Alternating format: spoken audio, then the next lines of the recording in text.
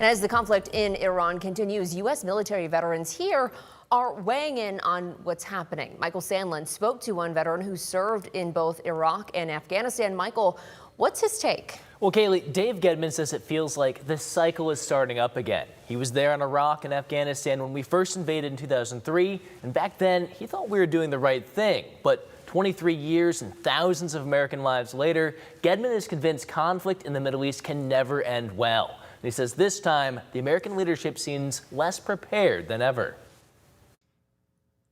This was Dave Gedman in 2003, a fresh-faced soldier ready to serve his country without question. Back then, Gedman trusted the U.S. government implicitly. But as the years rolled on, he says he's learned you don't always get the truth from the American war machine. And you know, we find out more and more information about there wasn't any weapons of mass destruction, and you know, all of these lies kind of start stacking on top of each other. You know, it was frustrating for sure. By the time the U.S. pulled out from Afghanistan in 2021, Gedman couldn't help but wonder why his brothers and sisters in the armed forces spent almost 2 decades sacrificing their lives just for us to leave billions in gear for a triumphant Taliban. I mean, just imagine if the trillions of dollars that have been spent in Afghanistan since bin Laden was captured. Imagine if those dollars were spent here on social programs and things like that. 5 years on, Gedman was sure the U.S. had learned its lesson. President Trump was promising no more regime change wars, and polls were clear. The American public had lost its appetite for conflict.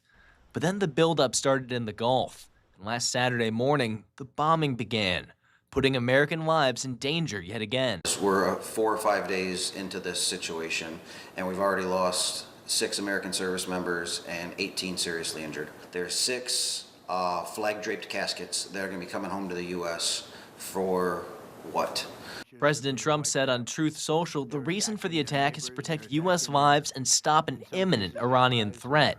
But Gedman says we've been hearing the same line for decades from the Israelis. I mean, for literally 3 decades, Netanyahu has been saying that Iran's a week away from getting nuclear weapons. Nuclear weapons. Nuclear weapons. Nuclear weapons. Atomic bombs. And it's been 3 decades and no nuclear weapon. But it finally got to the point where, to me, it seems like Netanyahu was able to con an American president into, you know, waging war with them on the Middle East.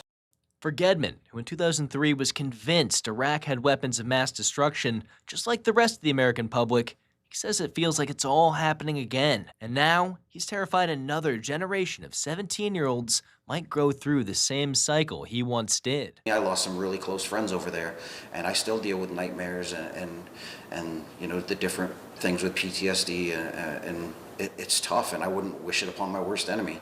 And you know, we're just creating a whole new group of folks that are going to have to deal with these things. Gedman says in particular he was bothered by President Trump's recent quote regarding the deaths of American soldiers when he said, "It's the way it is and there's likely to be more." Gedman says it's always the middle and lower classes who must pay with their lives for the wars of the billionaires. In studio, I'm Michael Sandlin for WTOL 11.